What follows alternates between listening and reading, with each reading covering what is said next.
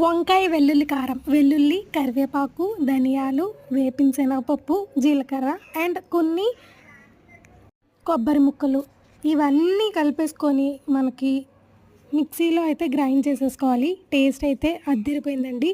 And దీంట్లోనే కారం, ఉప్పు, పసుపు కూడా యాడ్ చేసేసుకొని పొడి కింద చేసుకొని ఇప్పుడు మనకి ఇలా స్టఫ్ చేసుకున్నట్టు స్టఫ్ అయితే చేసేసుకోవాలి. అండ్ ఈజీగా 10 మినిట్స్లో అయిపోయే కర్రీ ఏంటి అని అంటే నేనైతే ఇదే చెప్తాను. ఎందుకంటే చాలా ఈజీ అండ్ చాలా సింపుల్, మనకి టైం కూడా కలిసి వస్తుంది. ఇప్పుడు ఒకవేళ సాంబార్ చేసుకున్నారనుకోండి, మీరు సాంబార్లో ఇది నంచుకొని తింటే అబ్బబ్బబ్బబ్బా చాలా బాగుంటుందండి. నాకే నోరు ఊరిపోతుంది, నాకు తెలిసి మీకు నోరు ఊరుతూనే ఉంటుంది.